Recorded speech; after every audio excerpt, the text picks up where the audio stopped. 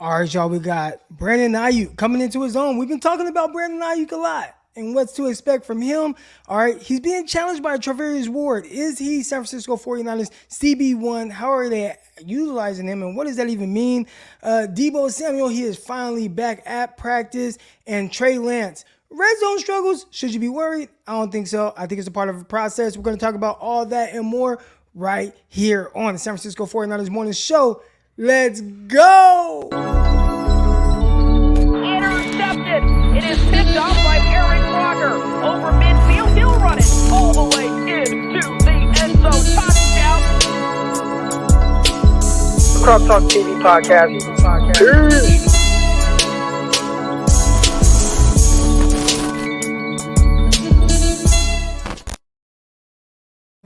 Welcome to another episode of the San Francisco 49ers Morning Show. I'm your host, former NFL and AFL defensive back, Eric Crocker, and appreciate everybody that's already in the chat. I see the flames going up.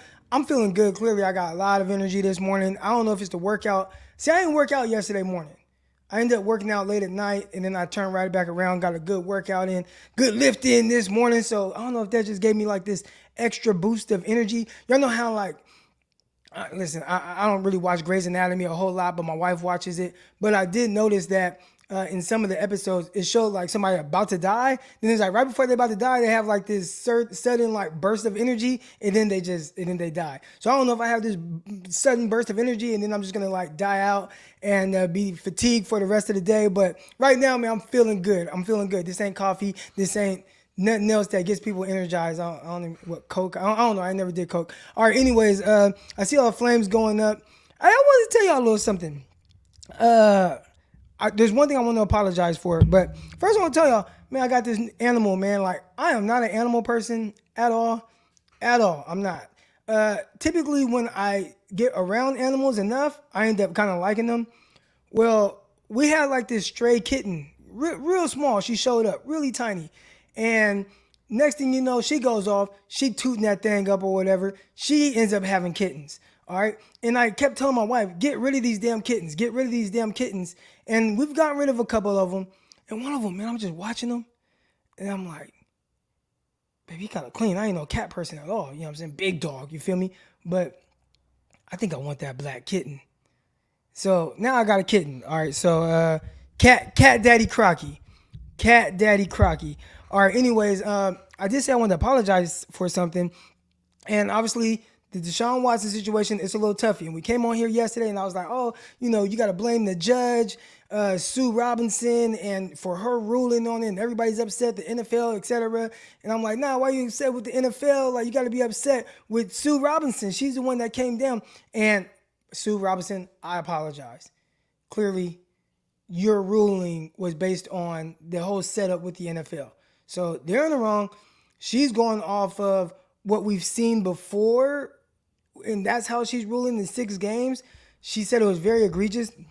And if NFL had given out a more harsh punishment for similar situations previously, then she would have given more. But based on what the NFL has done prior, which probably talking about the Ben Roethlisberger situation where he was accused of raping 2 women, but he got 6 games suspension. I think they appealed it, went to 4 or whatever. But I think she's going more so off of that situation and what he got. And it's like, well, how can you give this guy more, even though he deserves more, but you can't give him more? So I think she's going off of that. And that's my apologies. And I was talking with somebody on Twitter this morning, and we were kind of going back and forth, and he explained it in the sense of it's like if you get 24 speeding tickets, your fine goes up. And I was like, it's a little different than that. It's really more so as if, because remember, he hasn't been found guilty of anything. And that's a tough thing with this whole situation.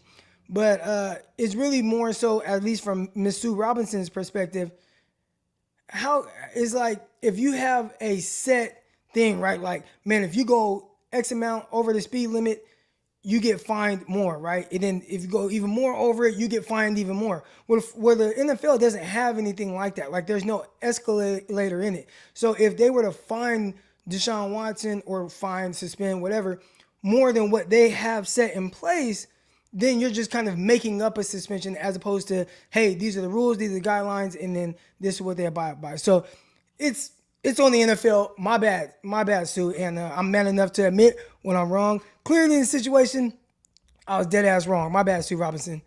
You're the woman. All right, y'all, let's get into it, man. We got 100 people in here right now. Hit the like button, hit the subscribe button. I'm excited to talk about some San Francisco 49ers football and kind of things I'm hearing. I will be out there this week. I'll be at practice Friday with my brother. So if you see a dude with all kind of like these dreads on his head and tattoos on his face, I'll be the person with him. So I'll be there Friday. My guy Jason Aponte, he's staying out there an extra couple of days because I'm coming out here. I was like, yeah, boy, we got to get up. All right, and then Saturday I'll be out there with Brian Peacock. So if you see me with this 6'4" white guy, that's Brian Peacock, all right, with a nice little scruff beard, and he has like an amazing voice. All right, I see here. Hey, Croc, I heard your story about pocketing strip club money that was given to you. Hey, listen, these NFL dudes, man, they've been making it rain. And I was on an NFL team, but I am not like, I wasn't like that. All right. Like they got money. Like, I wasn't in that same ballpark. So hell yeah. Like, yeah, you're going to give me all this money to throw. I am not throwing all this. I am not throwing all of it. Hey, what Denzel say? I'm leaving here with something. All right. So, yeah, had a good time though. Manhattan used to have the strip club. They don't have it anymore because I wanted to take my wife to it when we were just in New York. And it used to be called Sin City. I am not a strip club person. I don't care for a strip club at all. I don't see the point of giving my money to people, like, just throwing money. I think it's pointless. But Sin City, I ain't gonna lie, I had a good time. All right, let's get into some San Francisco 49er talk. Brandon Aiyuk. I feel like I've been, I don't want to say hard on Brandon Aiyuk, but I've had this certain level of expectations. I just put out a video about this, and I have to kind of change my tune a little bit. All right, got to change my tune just a little bit. I've been, I've held him to a certain standard based on what I felt like the 49ers expected him to be when they drafted him. So when you go and you trade up, again, you drafted Deebo Samuel the year before in the second round, and I thought he had a good rookie year. And then you go up the next year and you trade up in the first round for Brandon Aiyuk. That lets me know you have this big goal in mind for what he potentially can be. And I remember watching him and saying, man, good athlete, the quarterback situation, whatever, Jaden Daniels, he was all right. But I remember watching him at Arizona State and being like, man, good athlete, right? I see some flashes of special. And then when I went back and watched him after the 49ers drafted him, it was very clear as to why the 49ers drafted him. Very clear. You watch him, the suddenness, the quickness, the twitch, the run after catch ability, the versatility, being able to play outside, inside, punt return, kick return, like all those things. It was like, wow, this guy can potentially be a star in the 49ers offense. Now, there was some parallels to like Odell Beckham, and he probably will never be quite that. But just in the sense of being a wide receiver one for the 49ers, you definitely saw that type of capability. Well, I haven't really seen it at the NFL level. I've seen special in moments where I'm like, oh, there it is. I'll be that guy all the time, right? And that's hard. I refer a lot to my days with the New York Jets and some of the things that I saw. And one thing, and I got cool with some receivers, shout out to my guy Joe Collins, and I just remember these guys with these flashcards just walking around consistently, and they're trying to learn just everything going in, and they're always installing new stuff, and it's tough, and that can be really difficult on young guys. And you got to remember, Brandon Aiyuk coming into the NFL, he did not have an off season. He did not have true OTAs, right? I think they were doing virtual learning and all that type of stuff because of COVID. So that year, it made it a little bit more difficult for some of these young guys. And then when he shows up next year, now the standard is higher because now you're in person and you're trying to learn all these things. They're still dealing with COVID stuff, with meetings online and et cetera and all that stuff. And shout out to my guy Double B Studio for the contribution. Appreciate it. But you're going through all that, and then probably could make it a little tough. And he ended up in Kyle Shanahan's doghouse. All right. One thing that I'll say about my time in the NFL, and again, I see the receivers, I see what they're going through. If you are thinking a lot, you will not be the best version of you. Again, at the NFL level, if you are thinking a lot, you will not be the best version of you. So if the best version of Brandon Aiyuk as a prospect in his ability was Arizona State, I have not seen that version yet. But if he's thinking a whole lot about Kyle Shanahan's offense and trying to understand what he's seeing, listen, in college, a lot of it, you have a little bit of sight adjustments and things, but it's like, man, they line up on one side. You don't see all the motions, pre-snap motions, all this, that, and the other. A lot of guys line up in one spot. Aiyuk lined up in multiple spots, but you line up and you just run your route. You do that a lot in college. There's not a whole lot of difficulty to it, unless maybe it's like Alabama. They might have some different stuff going on there at Alabama, and that's why maybe Mac Jones came into the league a little bit more pro-ready. We'll discuss that. But the side adjustments are crazy at the NFL level. They line up. You got all these different motions, and it's just as difficult for corners too. But you got all these different things that you got to worry about. Motions. You're looking at the defense. Defense in college, watch college defense. For the most part, they line up in it. They're gonna run cover 4, right? They're gonna run cover 3. There's not a whole lot of disguising, not a whole lot of movement in the defense, not a whole lot of different checks. You don't really need it because a lot of times college, they just line up in it and run their routes.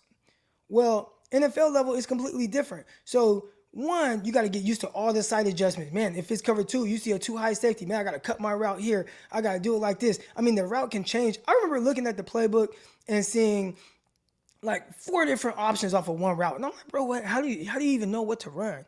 You know what I'm saying? And like to be able to try to do that while, I got to run this route, it can be difficult. My guy, Lavelle Hawkins, he told me about this as well. Lavelle was like, when he was with the Tennessee Titans, it was much more simple of an offense. Then he goes to the New England Patriots, and it was like learning a new language. And he's there, and he's thinking he got Tom Brady about to throw him the ball, and he's and he's looking at the defense. He's trying to figure everything out. Next thing you know, the ball is snapped, and boom, hands all on him in his chest, couldn't get off the line, right? He's thinking so much. Lavelle, one of the best athletes I've ever seen. One of the best. I played against him in high school, did one-on-ones with him in college. He dogged me then, played 3 years at Cal. He actually had, in that last year, he was playing with Deshaun Jackson. Lavelle had more catches, yards, touchdowns than Deshaun Jackson. The year Deshaun Jackson came out, they were a really good group of receivers, but terrific receiver. And even he's like, damn, Croc, thinking too much, right? So when you look at Brandon Aiyuk and maybe where I've been critical of him, he could just be trying to figure out the NFL, Kyle Shanahan, how to be successful in Kyle's offense within how he plays. And I've been waiting to see that version of him where he can just be free, just play, because now you know it just so well from a mental standpoint. And right now, it sounds like he's starting to come into his own. And you're seeing the rapport that he's building with Trey Lance. And we're seeing the downfield shots. And there's been multiple downfield shots that he's come down with over the last couple of days in practice. And then you see in the red zone, and you see him battling it out with, Jimmy Ward. That's one-on-ones, all right? That's one-on-ones. But just seeing it, right? And it's like, okay, right? And then you see goal line. They're working the goal line, and you see him go up top over Charvarius Ward. Then you see him beat Charvarius Ward on that one where he had to make the dive and catch. And then he beat Emmanuel Mosley. Now, I think these corners are really making him better as well because they're making him work for everything. And it's almost getting to the point where if you could beat these guys, like you'll be all right during the season, because I don't think it's going to be much more difficult than what the 49ers have going on right now on that back end. They're playing tough, and they're challenging guys, and we'll talk about that as well. But as far as Brandon Aiyuk goes, I think Brandon Aiyuk, BA, is finally coming into his own. I think he's coming into his own. I think he's more comfortable in the offense. He's clearly comfortable with Trey Lance. We saw the Instagram post where he was like, deep ball me, please. Pause. He should have said pause after that. But deep ball me, please. And they're stretching the field. They're doing things. He's getting targeted. And I only think that's going to continue. Will that take away from targets with Deebo Samuel or George Kittle? I don't think so. But I don't think there will be this huge difference. And I think one kind of team to compare it to with what we've seen from them is probably the Cincinnati Bengals, where Higgins over 100 targets, Chase over 100 targets, even though Chase had the most of the group. And then you see Tyler Boyd, who gets a bunch of targets as well. So I like where he's going. Again, I'm sitting there, I'm thinking, and I'm like, I think Brandon Aiyuk, I'm trying to figure out, okay, what was going on early on? Maybe thinking a little too much. Think now he's letting his natural athleticism just kind of take over. And if he continues to do that, potentially wide receiver 1. So that's what I wanted to talk about with Brandon Aiyuk kind of coming into his own. We're seeing that wide receiver 1 potential. All right, but let's get to the next topic. And I see my guy right here says the DBs are going to make Aiyuk and Lance better. And you ain't lying, because Lance damn near got to be perfect. If he ain't perfect, them dudes is on it. Those dudes are on it. All right. I wanted to get into, and I talked a lot about Brandon Aiyuk, and my guy Delvin just said the DBs are going to make Aiyuk and Lance better. And I think that's true. One thing that we're seeing is Trey Lance kind of has to be perfect, but let's talk about these DBs now and what they're doing. And my biggest thing, if you go back a couple years ago, was it last year, week 1? No, because Richard Sherman was on the team. So if you go back 2 years ago, week 1, the 49ers played the Arizona Cardinals, and DeAndre Hopkins had like 14 catches, right? And I'm like, or 15 catches, something crazy, right? And it was just pitch and catch, 10-yard comeback, curl, stop route, drag. Like, and I'm like, is anybody going to challenge DeAndre Hopkins? Like, at the very least, make him work. And if a guy is getting off and you're making him work, I can live with that. But just like the pitch and catch part, you're not in his face, you're not challenging, you're not making him work at the catch point. That's ridiculous. And I saw that from Emmanuel Mosley, and I'm just like, what the hell kind of defense? And I think some people put that on Robert Saleh and his game plan going into that game. This is when Robert Saleh was still the defensive coordinator. All right. But I was like, what are we doing here? Well, one thing, at least what it sounds like, and I will be there this weekend to really get a chance to see for myself, but these cornerbacks are challenging these receivers. And I think it starts with Charvarius Ward. Ward has not been perfect, but he has been very good. And what I mean by not being perfect, like he has been beaten by Aiyuk. But every time I see Aiyuk make a catch on him, Ward is all over him. I can live with that. If you are consistently challenging receivers, you're getting yours, and if they get theirs, they have to work for it. I like it. You won't hear any complaints from me. All right, now you got to make plays in the process too, and he's done that. He's got a few interceptions during practice. Picked off Trey Lance in the red zone yesterday. Picked him off in the red zone. Nice. Had another pick midfield. You see him go and attack the ball high point. Awesome. All right, but he's making the receivers work, and that's difficult. Like, just imagine, right? Imagine this. You're doing your job. You're working wherever y'all work at. Right, you're sitting down at your desk job or your UPS delivery job, whatever you do, and this fly is just like nagging you, and this fly is all over you, right? And you're just like, God damn, get the hell away from me, and you just can't get it off of you. That is the equivalent of a cornerback like Charvarius Ward and what he's doing to these receivers. He's being very pesky, and it's just like, damn. And even when you get yours, is like there's still kind of that frustration because it's like, get the hell off of me, man. Like, get off me. And that's what's kind of going on there. I love it. I love how these corners are challenging these receivers. I love how Mosley's getting in front of these guys, Ward. And I think right now I want to know, what's Ward's role going to be on these 49ers? Are the 49ers finally going to do a little bit more if they really feel like, hey, we got a CB1 here. We got a legit CB1, and we're going to have this guy who can run with anybody follow receivers. Because if he's following once, and I wouldn't even, you know what? I wouldn't even have him shadow wide receivers once. I would have him shadow wide receiver twos, and I could shade help to the wide receiver 1 with Mosley over him. So Mosley, you follow the best receiver of this opposing team, and we're going to give you some help. And Ward, you take their number 2 guy, but you just erase him. That's how I would go about it. Now, 49ers, they play a lot more zone. They'll play some too high quarters type stuff. You definitely see some quarter halves that they run as well, essentially cover 6, right? So they do a lot of that. And I'm interested to see, do they go more towards man? And at the end of the day, when it's nut cutting time, it's 3rd down and 5, you got to go man. You got to go man. And I think they got the guys for it, right? And then don't let don't let Jason Verrett be healthy.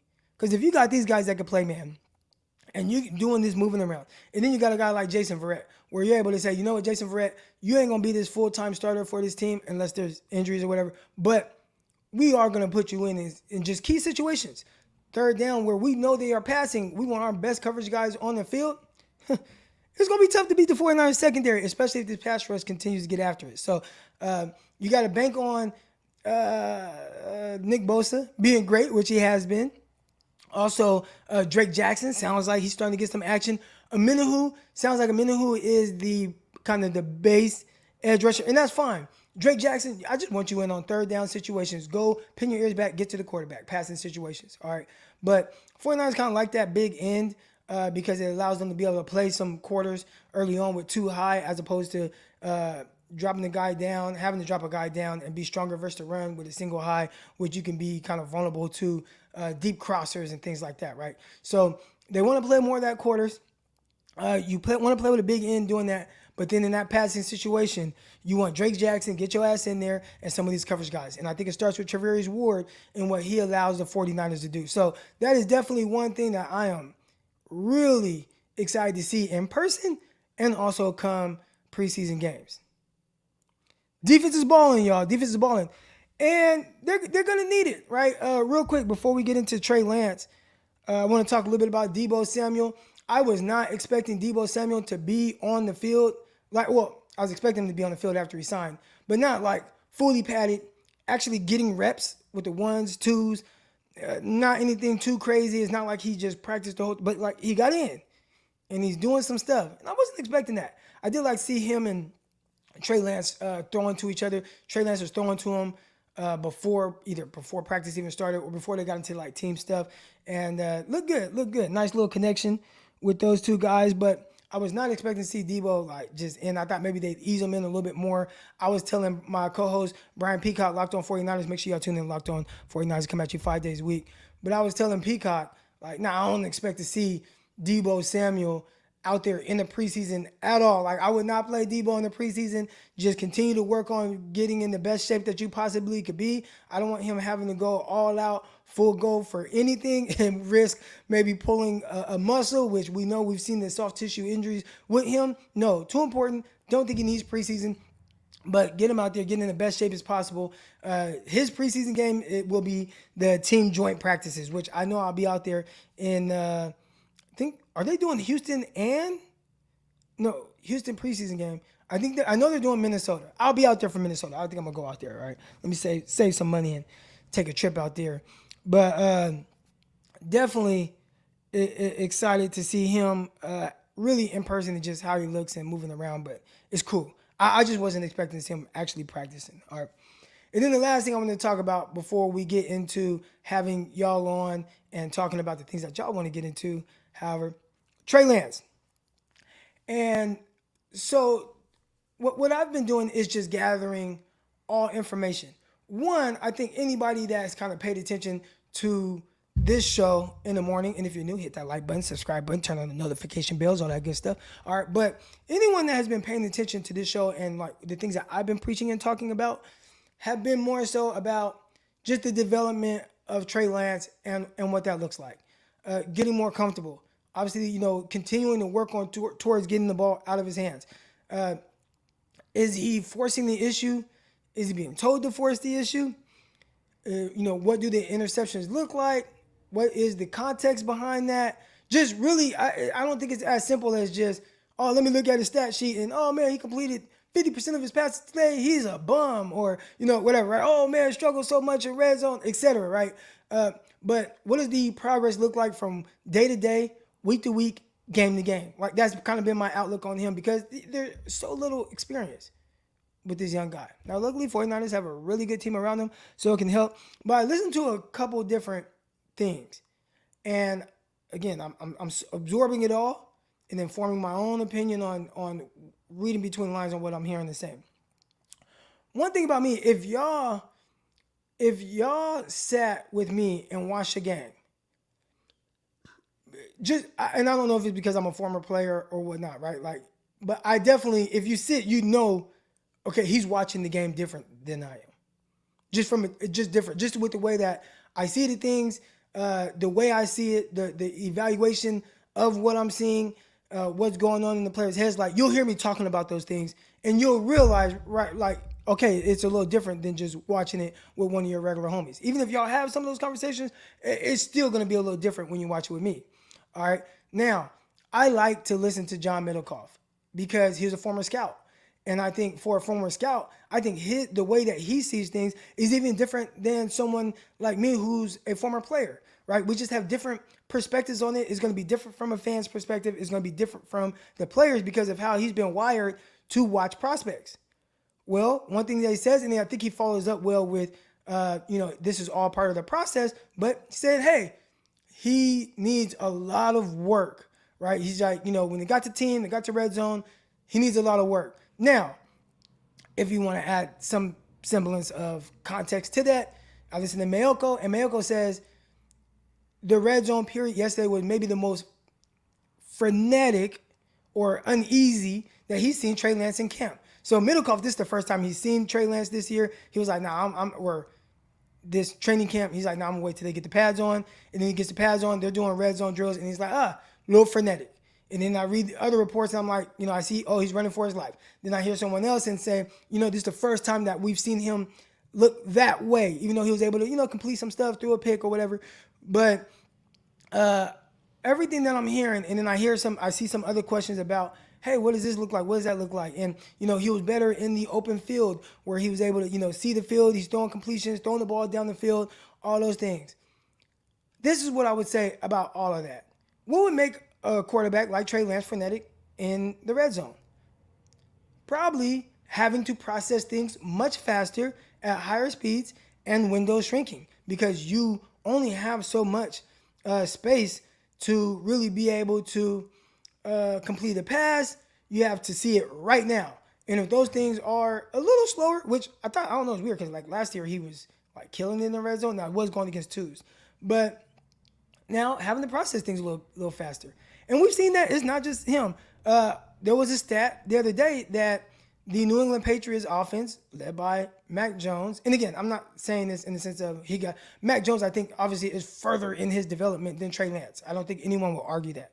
All right. But even then, there were struggles. They went 1-for-11 in the red zone. 1-for-11.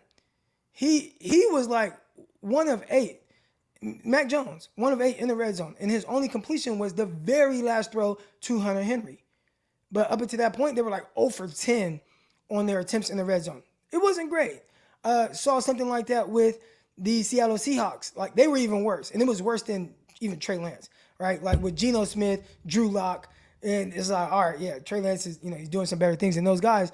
But I say all that to say, when you look at where Kyle Shanahan wants Trey Lance and where I don't think we're going to, you're not, again, I don't speak in absolutes.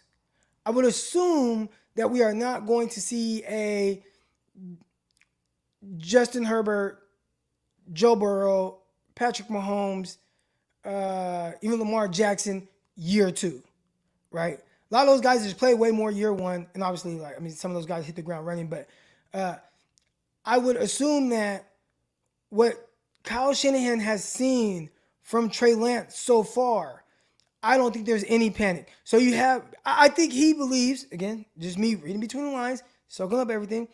He believes that, yes, maybe Trey Lance is not ahead of schedule with his development, but he is definitely good with where Trey Lance is in his development and believes that he can still be able to win around that based on what he has with the roster. And, okay, we're going to have to do those things until we get him to the highest level to where now you're talking about him like some of the other quarterbacks, right? But, hey, I understand, and now I'm speaking as if I'm Kyle Shanahan. He is not there yet, but he needs some of these rougher days to be able to get there. And the more he goes through those things, the more he continues to push through, the more he has hiccups, and he's able to rebound from that. And I heard one guy talking and saying, hey, man, the one thing that he's done extremely well, and I see the super chats, y'all, I'm going to get to those in a second, but one thing that he's done extremely well is he's not really compounding mistakes. He might have a miss or interception or whatever, then he comes back still slinging, and he comes back with explosive plays. And that's what you want to see from your young guy who you're trying to see the areas he's developing in. So I wouldn't panic about anything that I've heard so far from Trey Lance. There's been good, there's been bad. There's been explosive plays, there's been misplays. I would assume that where he's at in his development, he's okay with, or Kyle Shanahan is okay with that. So when you hear people like, and I don't know, is my guy Jesse in the chat? But when you hear guys like Jesse, and Jesse's like, are we going to talk about the elephant in the room? Nobody's talking about it. Nobody wants to talk about it. And again, I don't know exactly what my guy Jesse was talking about last second sports, but I'd assume he's saying Jimmy Garoppolo is still around. And is Jimmy Garoppolo around because of the ups and downs of Trey Lance? And I would say no. Jimmy Garoppolo is around until they can either trade him or they clearly see there are no trade suitors and we just have to let him go. I'd assume it would be along those lines. But I do not believe that Jimmy Garoppolo is around because of anything that Trey Lance is or isn't doing. Kyle Shanahan said, hey, hope the fan base is patient with him. So clearly Kyle Shanahan is going to be patient with the development process of Trey Lance, just getting reps and continuing to go through the ups and downs and make some mistakes. And he is fine with that. Okay, you do this? Okay, let's talk about it. All right, now, if Trey Lance is just continuing to make the same mistakes over and over and over, then yeah. But right now, it sounds like there's enough good, even mixed in with some of the bad, where it's like, hey, these are things that you got to learn from. And that's a part of the process. I think Kyle Shanahan understands that. And one thing about Kyle, at least from what I've noticed, whatever he feels is a part of the development process of his players, he sticks with that. Fans will bail on it. Even people like, oh man, I don't know, right? And I'm a little more patient, but he clearly, in times where I'm thinking he's wrong, he sticks with whatever it is, how he sees fit. He's going to stick with that and ride it out. And I think with Trey Lance right now, he said it. He's told us everything of how he feels. We'll be ups and downs. Be patient with him. We have a great team around him. They're going to uplift him when he's down, and there's going to be times where he plays up, and we're good. But when they need him to uplift, whatever, we got a defense, we got run game, we got all these things that's going to help this young guy. And he's a guy who hasn't had a lot of reps, and he's going to need these ups and downs. So that's cool. One other thing I heard that was fairly interesting was that, and I believe it was Mayoko that said this. He asked Kyle Shanahan about like the interceptions. And Kyle talked about how he likes the interceptions because, and again, now maybe it's BS. I don't know. I don't take Kyle Shanahan as much of a BSer, right? But he essentially was saying he likes when Trey Lance throws to a spot. And if his guy isn't at that spot, we're on the same page with him, then it's on the receiver to get on the same page with him. So I wouldn't say that was the case with the goal line interception, that he forced that pass to Kyle Juszczyk, but maybe a couple of the other throws where it looks like he's just throwing this errant pass. Kyle is saying, like, nah, I want him to throw there because that gives us a chance to coach that up as opposed to, oh, the guy's not where I expect him to be, so let me just go freelance now and then, okay, maybe I complete something else, but then they're not able to use that as a learning lesson and get the receiver to understand where you have to be. So, could be BS. I don't know. But y'all tell me. I'm going to put the link in the chat now. And here we go. Boom. Appreciate everybody's in here right now. Y'all go ahead and come on live. Here we go. Let me hit that. Bam. Okay. Wait. There. Boom. There we go. Let me copy paste it. All right, here we go. So y'all feel free, come on live. I'll get to everything in the chat right now. I got a couple of started tweets with super chats, and I got a $10 one from my here 49er George. Appreciate the contribution. They eased Deebo in, having him standing near the goal line by himself while all three quarterbacks took turns throwing to him minus running routes. So he caught a lot of balls, pause, in a very short period. Also, I do believe as well, I saw him catch a pass in team drill. So it wasn't just that. Now, again, I wasn't there. But I saw, the 49ers, they got their little montage. And I want to say the very last throw was Nate Sudfeld throwing the Deebo Samuel in the actual team drill. So he's getting a little action in. But, again, I do believe they're definitely easing him into it. Here we go. I'm glad Trey is testing what he can and can't get away with. As long as the O-line can hold up an extra 2 seconds, I think he'd be just fine. An extra 2 seconds is a little long to be like, oh, I hope he holds up an extra 2 seconds. But yeah, I get where you're coming from in the sense of can the O-line just protect better? And, that's something to take into consideration. We talked about that on Locked On 49ers last night on today's episode where, yeah, you see scenarios where he's kind of running for his life. And what that can do to his processing and make him, kind of force things. You don't want to see that. They're still trying to figure out the offensive line. They know they got McGlinchey. They know they got Trent Williams. I assume that they're going to continue to ramp up a lot of those guys' reps, but right now still kind of easing them in. Everywhere else, they're trying to figure it out, playing musical chairs. Hopefully they figure it out sooner than later. All right, got my guys popping in to chat a little bit. Some familiar faces in here. If you haven't already, hit the like button. Helps people see the show. Subscribe. And, let's get to it. Click that notification bell. But first up, I got my guy, Papa Dragon. Good morning. Hey, good morning. Good morning. How are you? I'm doing good. How are you doing? I'd be doing better if we could block on the interior line. I think Trey Lance would probably say the same thing. He probably agree with you. Straight up, do you think that Jimmy Garoppolo would perform any better behind that same line? I think there's a scenario where he is more efficient behind the offensive line because I think he just knows a little bit more of what he's seeing from the defense. And obviously, a strength of Jimmy Garoppolo's is getting the ball out of his hands. Now, would that result in more explosive plays, downfield throws? Probably not. But if you're just saying, hey, I want to see a better completion percentage, I could see Jimmy with a better completion percentage, but maybe not the explosive plays downfield. There's one thing that we've always done is that we've always struggled in the red zone as far as passing goes. Under Jimmy, we've usually run the ball in the end zone most of the time. And I know they were working on red zone and things like that. The curious thing that I find is it seems to me that they put a lot of eggs in the Alex Mack basket. And it really looks like they're on plan B, C, D, and E right now as far as the center goes.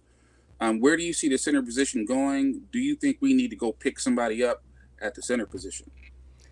The center position, that is a tough one. I hear people talk about that, but one thing I've noticed with Kyle Shanahan, again, and I talked about it with Jimmy Garoppolo, but he doesn't really stray away from the plan. So whatever his goal is even on the offensive line, he's going to give these guys an opportunity, like a real opportunity to kind of really get it down and get settled into a position. I'd assume if by the end of training camp it is just not right, then yeah, they'll bring someone in.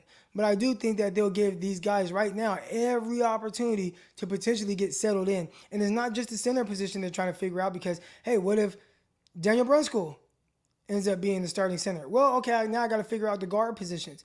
I haven't heard anything bad about Aaron Banks, so in my opinion, I think that's good, right? Well, I haven't even heard. Have y'all heard Aaron Banks' name? I haven't heard much about him. That could be a good thing on the offensive line, and it sounds like the rookie Bruford out of UTSA, he was a tackle in college. He's been getting a lot of first team reps at that right guard, so maybe they're just trying to let him, continue to work, continue to play through maybe some of these struggles, and eventually he'll be able to build that continuity with the rest of the guys, and they can get it going. So the center position, I assume that they believe that they can fall back on Daniel Brunskill, but I'm not sure. There's some footage out there. I mean, obviously, I'm not going to the practices, and I know that you're going to be going to the practices, so I know you'll be watching it. But there's some footage out there of them like doing long snapping. Him and Brendel, and they both look terrible. And Brendel actually looked worse during the snaps were low. They were to the left.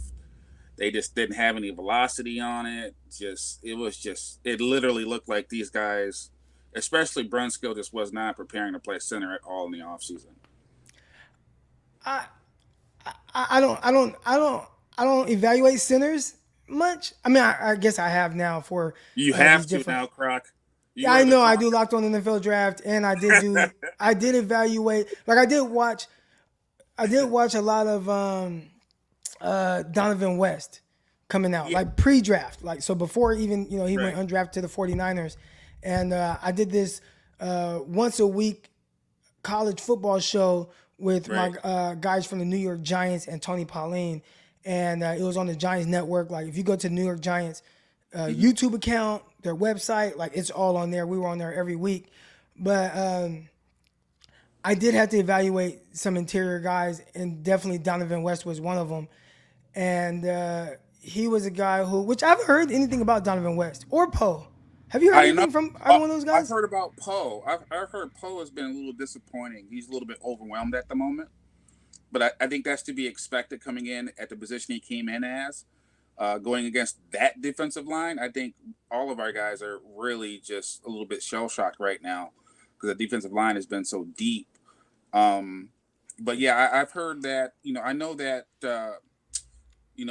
Trent Williams has been like kind of a really positive leader, kind of like a stabilizing force, which has been a pleasant surprise.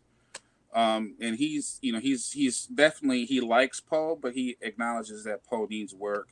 And then I do believe that I heard someone talking about Poe, and that basically, yeah, he's just a little bit, he's definitely overwhelmed currently right now. So it's like, we don't have any answers on the interior line. And my biggest concern right now is really just protecting the quarterbacks, protecting Trey Lance and things like that, because, ultimately, he is a bigger quarterback. He isn't as elusive as like a Kyler Murray or Lamar Jackson, which means that, he's going to probably take some unnecessary hits. Plus, I think Trey Lance is a pretty competitive guy too. He seems like once he gets out there and starts moving around and playing, he's trying to win almost every play.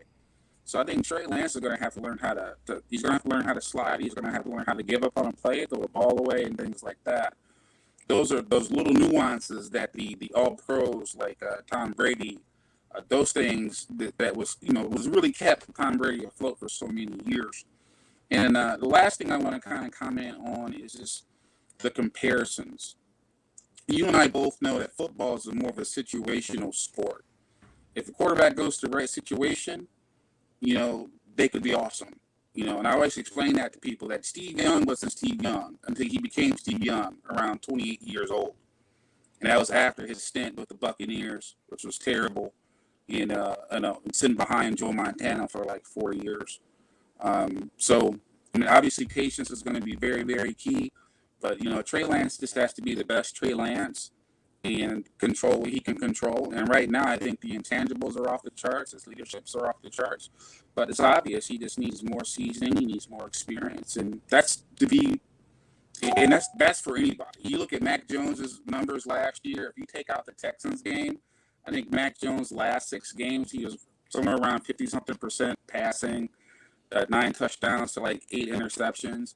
It wasn't very good if you take away those stats from the Texans game. But you can't take away the stats from the No, I'm Texans not. game, I'm not taking away. What I try to do is I try to put things in perspective. You see what I'm saying? The reality is that people are calling him a Pro Bowl quarterback and things like that. And I want to say one thing. I like Mac Jones. Always like Mac Jones. Matter of fact, I'm really excited to see him this year because it looks like he's really put the work in the offseason. And he's looked the best I've ever seen him look. I think that he should have a good year, but it's situational. Mac Jones and Patriots is a good place for him to be. Mac Jones in Jacksonville, probably not so much.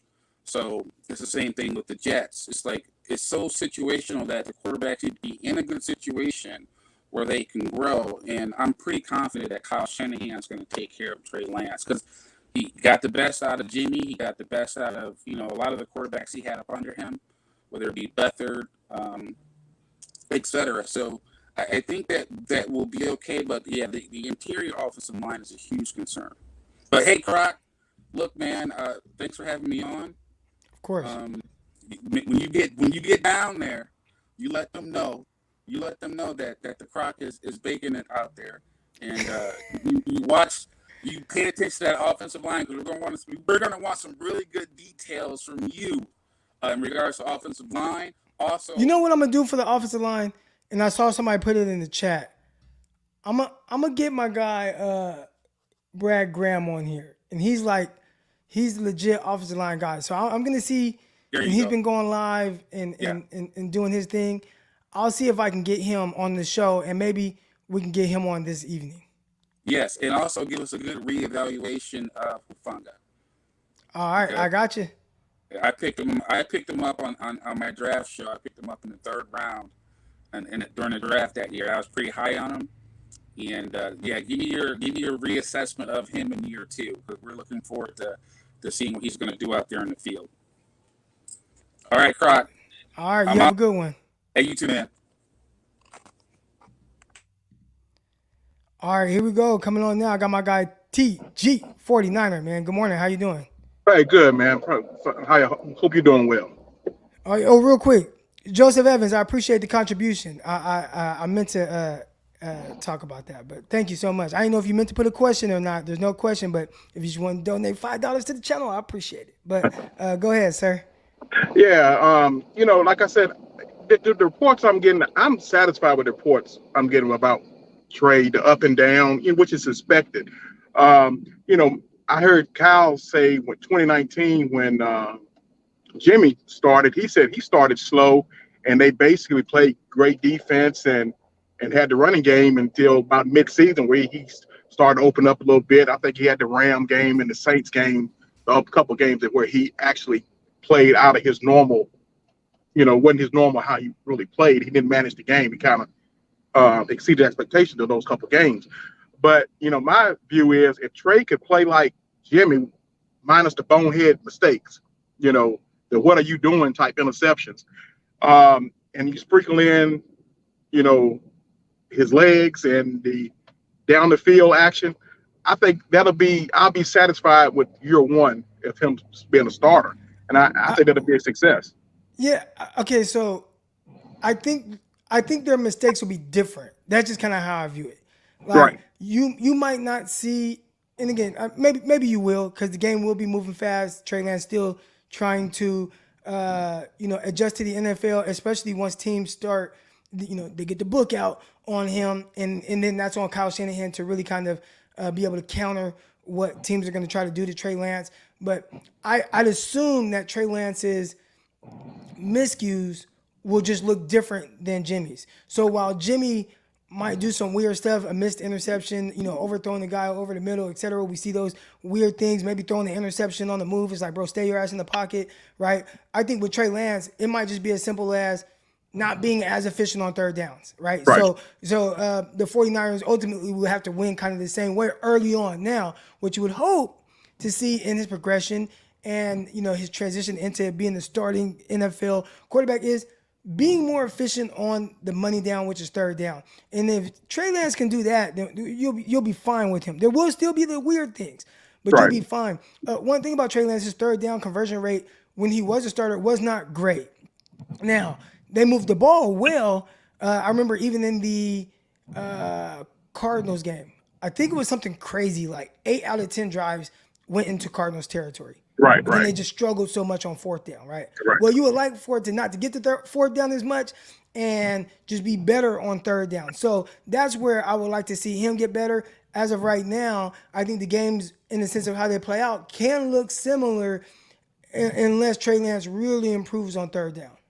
Right. Yeah, and that's where I was going. I mean, yeah, you got to expect mistakes. And, just long as, like I said, how he looks in September is a totally different person than maybe how he looks in December. That's what you want, obviously. Obviously you love to see the Pat Mahomes scenario, obviously, but realistically, just you can see a better version of Jimmy going from September to December is what I think we would take, especially with the defenses, how we expect the defense is going to be this year. And, the running game is always there for us. So, and another thing, it seems like, I know you talked to the previous caller about the center position, and I have issues. I'm, listening to Grant Combs, how he's railing on the centers, how bad they are. And I wonder, sometimes I wonder, at times, I remember a couple years ago, we didn't address the pass rush at all in the draft. I mean, I'm talking like in 4th or 5th round, the dude Sweat, that I think the Eagles end up drafting him. I can't remember his first name, but he went to Florida State. You talking about the Sweat from, what is he, from Florida State? Yeah, you Florida talking about State, the D-end? He went to the Eagles. Right, correct. He went to Philly. And I was like, I think he might have went like in the 5th round. And I'm like, I knew we need a pass rush help. I'm like, why do we don't take a flyer on these guys? We need, I sure enough, and he, apparently he had injury issues or whatever, so he failed. But I'm thinking that fourth and fifth round, like, hey, it's a time we need pass rush help, and that's kind of how I felt about the center position. Obviously Donovan West, he could be a diamond in the rough. Obviously, folks probably would have been satisfied if we'd have took him in the third round. Right. I think so too. Yeah. So I mean, he may be a diamond in the rough, but sometimes and I see Treader still out there. I understand he has the injury history and all that. I'm surprised Tampa hadn't jumped on him yet. So it's always, I wonder sometimes, like, do they just say we're just gonna go with what we got or whatever? But I don't know. Sometimes when you're on the outside looking in, you wonder what are you thinking? Yeah, I think they're trying not to panic right now, and whatever their plan was, I'd assume this, and they kind of said as much in their training camp introductory press conference or whatever. But someone did ask about the center position and about guys potentially they might bring in, and they did say, in so many words, if we're not getting what we expect out of the center position, we can lean on our pro personnel department to bring in someone who can potentially play. So I wouldn't say that they are not open to bringing in someone in the center as a center if need be. The Treader guy, obviously, like, he's someone whose name has come up a lot. Right. I never evaluated him or even seen him play. Like, I don't even, but if I would assume if he's still out there and the center position is an issue, which sounds like they're going to give everybody every opportunity to take a stranglehold on that, there is a chance you see a guy like him be brought in come week 1. Right. Yeah. Also, one thing, and I'll get on off. I got my tickets for the Panthers and Niner game. So if you're coming to Charlotte and if you tailgate, I'm gonna be there, man. So. Oh yeah, I'm there. I ain't never been to Charlotte, so I'm there. Yeah. So I'm in Durham, about 2 hours from me. So yeah, I'm looking forward to the guys, seeing everybody and everything. So all right, Croc, I appreciate the time, man. All right, you have a good one. All right. Here we go. Good call right there. I did want to get to a few of these real quick. Some comments that I had start from my guy Brian J. And I talked about the third downs in the Arizona Cardinals game, right? And how the 49ers really, they drove the ball into Arizona territory several times. I mean, they weren't getting the points. I think part of it was maybe not being able to rely on the kicker in that game. It was not Robbie Gould. It was Joey Sly or something like that. But it was the buff kicker who had like a strong leg. But I don't know if they just didn't trust him or if Kyle was just like, no, we're playing Arizona. This is one of the best teams in the league. At this time, they were undefeated, and they're like, no, we got to score a bunch of points. So instead of taking field goals, which really would have helped the 49ers a lot more at the end of the day, the defense played extremely well, but they were going for it a ton on fourth down. So they were getting into scoring position. Now, Brian says it was the holds that was killing the 49ers. It wasn't on Trey, and we legit lost like 4 first downs because of holds. Now, the one thing I do remember from that is, although they were getting backed up, and this is a testament to like the potential of Trey Lance playing in the game, first start on the road, best team in the NFL at that time, right? The holding would bring the 49ers back, but then Trey Lance and company would get out of it. So, I hear you, because it definitely was putting them in bad situations. But somehow they were still getting their first down. I remember one time it was 2nd and 25. Then threw the strike to Aiyuk. He ran for a first down. There was another couple of times where they did something similar, right? So, yeah, the holdings did suck, and it was like really throwing off the entire rhythm of the offense.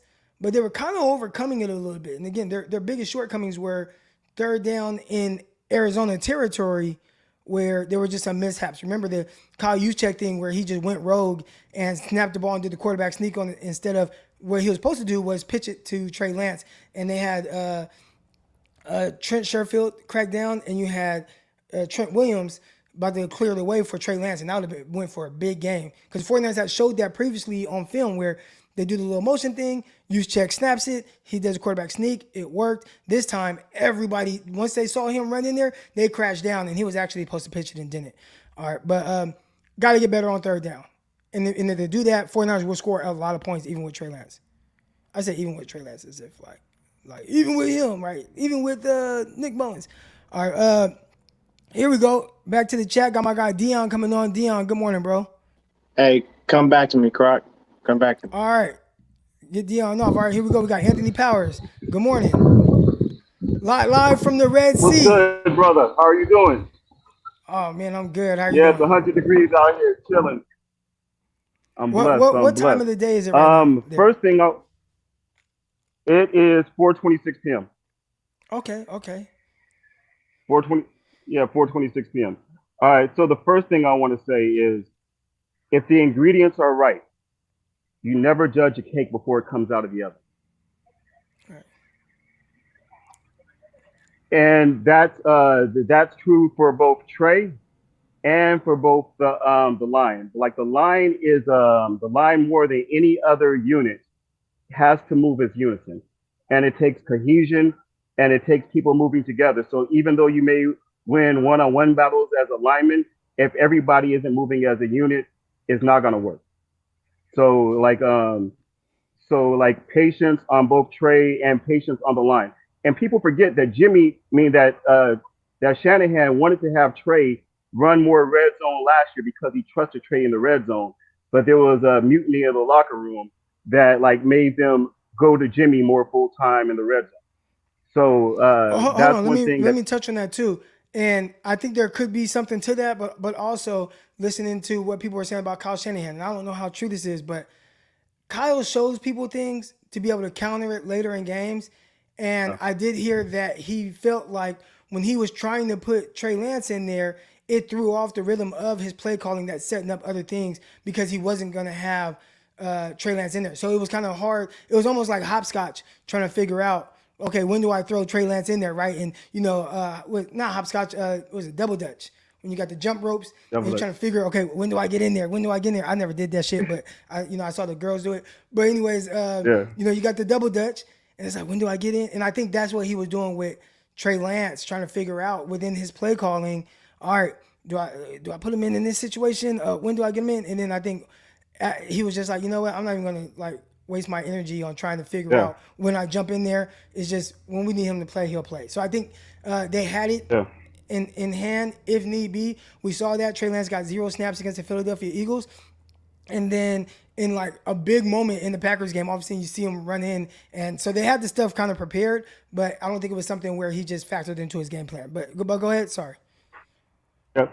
I see that, but also when Kyle said that, I was thinking that was more between the 20s because I also remember like when Trey got the first touchdown of the season, there was like a little bit of like even Jimmy, like remember Jimmy came out and said that was like a little bit hard for him, but he was still rooting for Trey.